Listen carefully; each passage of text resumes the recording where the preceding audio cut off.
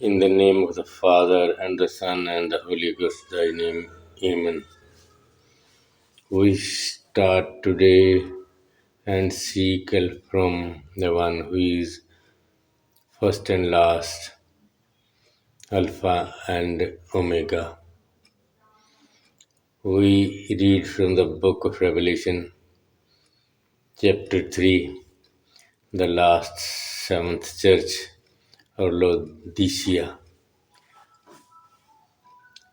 Chapter 3, we start from the verse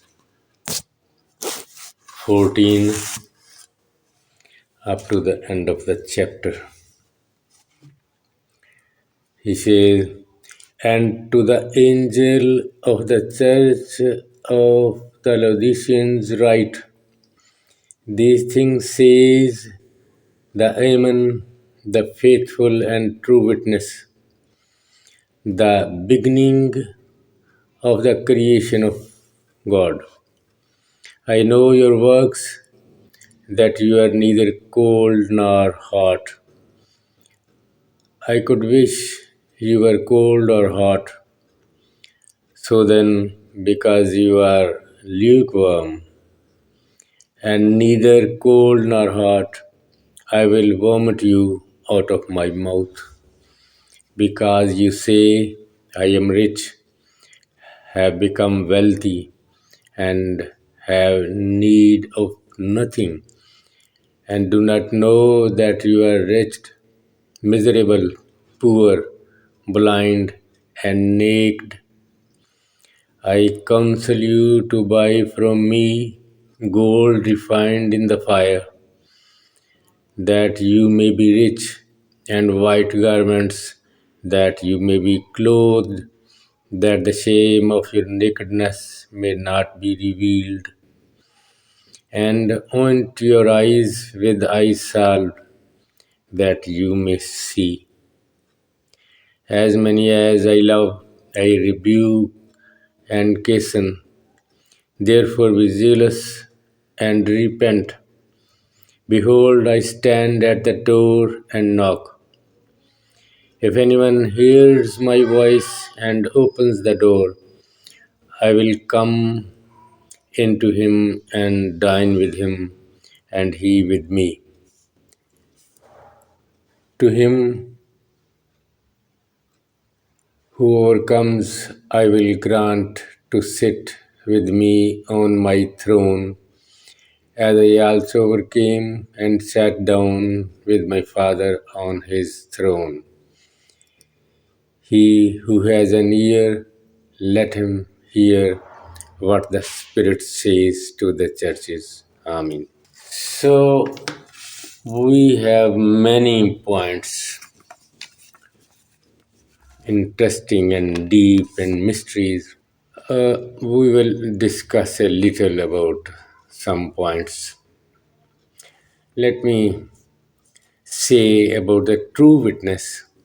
He says, who is true witness? And in the first chapter, he says, faithful witness.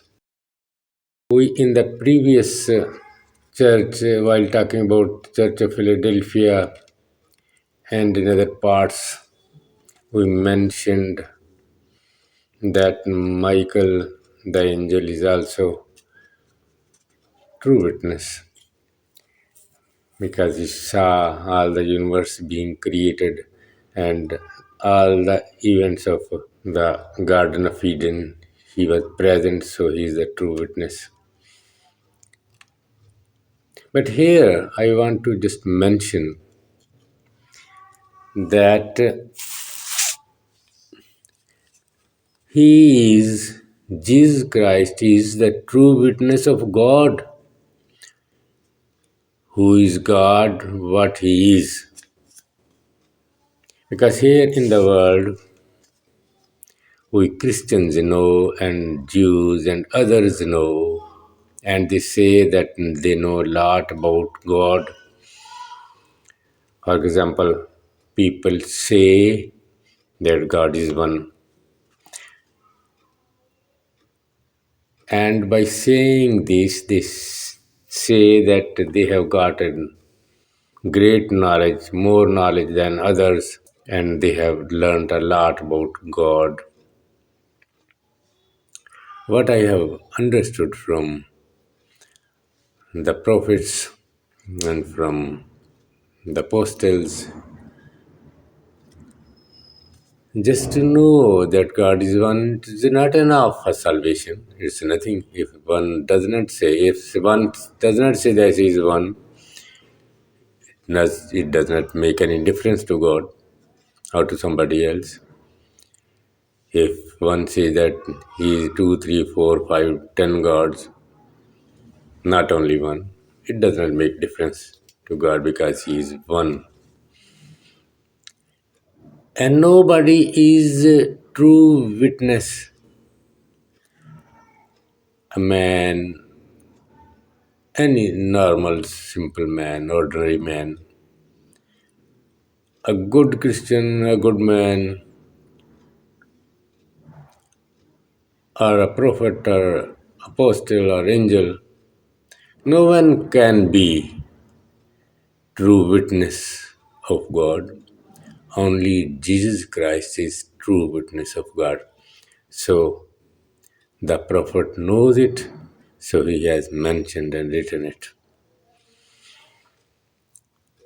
Then we go ahead and he says that you are lukewarm, you are neither hot nor cold, you are lukewarm, so I am going to throw out of my mouth. That is, I do not like you. You are Christian by name and not a practical good Christian as I want. So, this is the time we talked about the Church of Philadelphia and we talked about the event, special event God will create. Jesus will create an opportunity. So, the Church of Philadelphia is rich enough. And after that church, the other time after that church, the church of Laodicea has got also a lot of money and wealth. So when one is wealthy, he does not remember Lord Jesus, Lord God. And he says that he is in need of nothing. So Lord reminds him that he is miserable, naked, and blind. And he advises him to come to him and buy refined gold, that is the faith in Jesus Christ, faith in him, and that is the wealth. The faith in Jesus Christ is the wealth, and white garments. Walk with him and do the good deeds as he wants. And eye drops, medicine for eyes, because you are blind, your eyes cannot see. Let us talk about the eyes.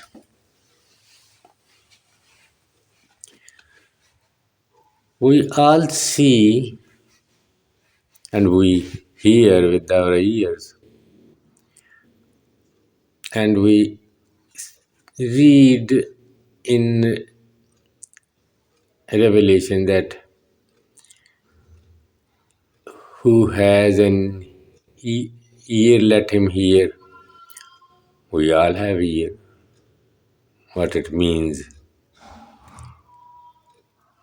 Let him see who has an eye. We all have eyes and we see. Why he says you are blind? We all see we have two eyes, and if eyesight becomes weaker, we wear the spectacles and improve our eyesight. But it has got specific meanings, though we Christians understand better. But maybe we even Christians need to think in a better way so that we learn better and remain better. So we see what the prophet Isaiah says in his sixth chapter.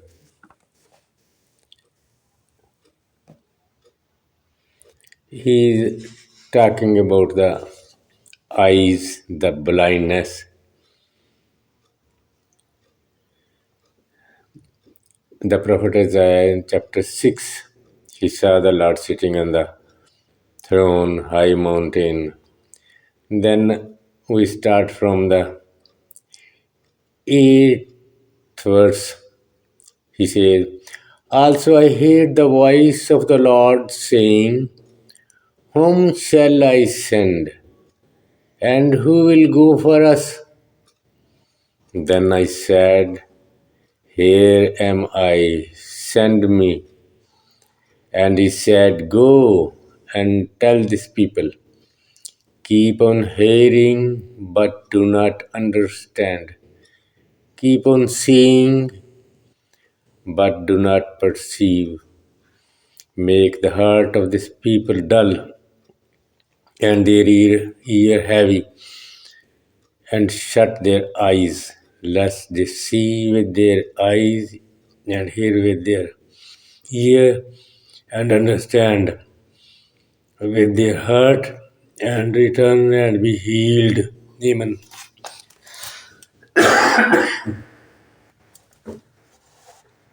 So, by the order, it is order of the Lord to make them blind and deaf.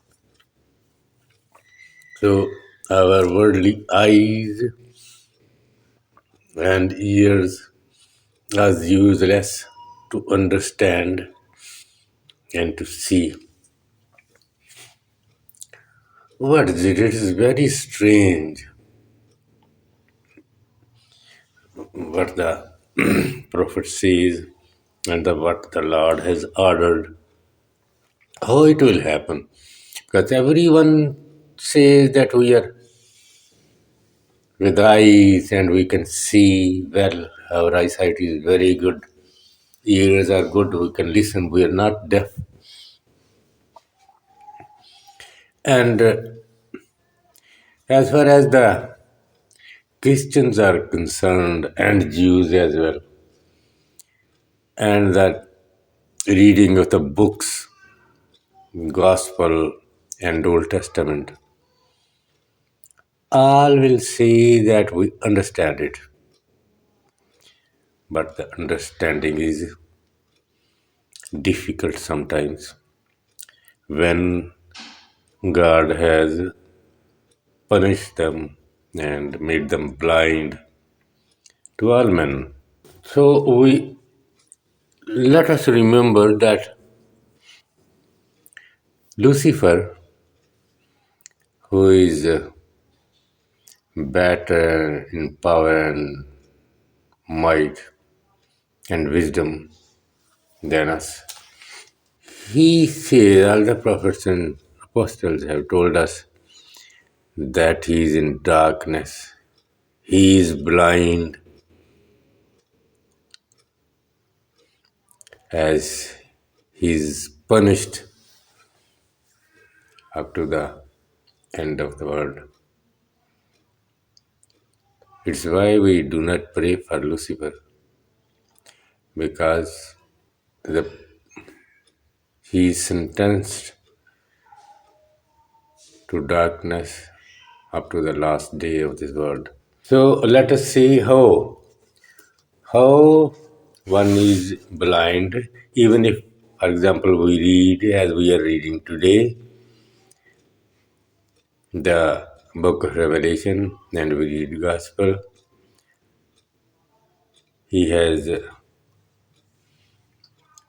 told through the prophet Isaiah chapter 6 that make them blind and deaf. And how he does it?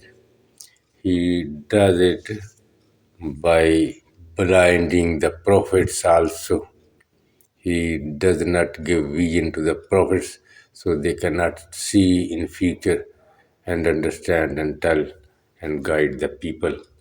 So let us see what the prophet says in chapter 29, verse 9, 10. From verse 9, chapter 29. Pause and wonder, blind yourselves and be blind. They are drunk, but not with wine. They stagger, but not with intoxicating drink. For the Lord has poured out on you the spirit of deep sleep, and has closed your eyes, namely the prophets, and he has covered your heads, namely the seers. The whole being has become to you like the word of a book that is sealed, which men deliver to one who is literate, saying, read this, please. And he says, I cannot, for it is sealed. Then the book is delivered to one who is illiterate, saying, read this, please. And he says, I am not literate.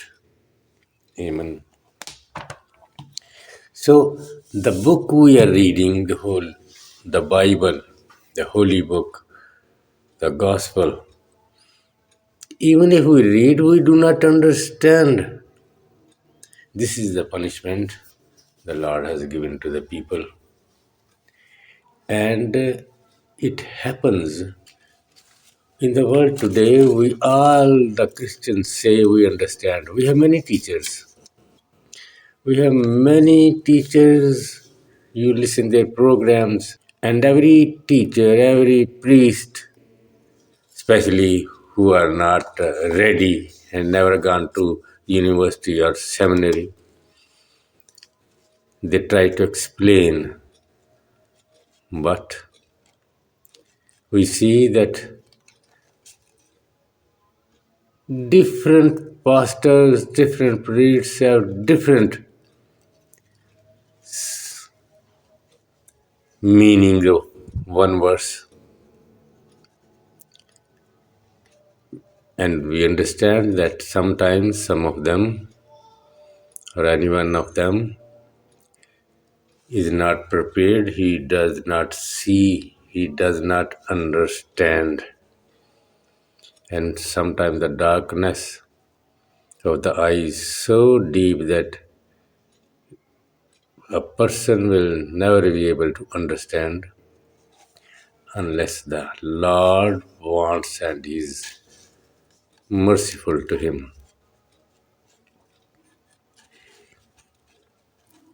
So we can talk a lot about understanding, but today we see that as we have many things to eat and drink and to dress, we pay very little attention to the gospel, to the word of God, and we don't ask help from the Holy Spirit because only Holy Spirit can teach us because he knows even the deep mysteries of God. Anyway, we go on as the Lord has granted us, and we always seek for His mercy. Then I will say he talks about the knocking of the door.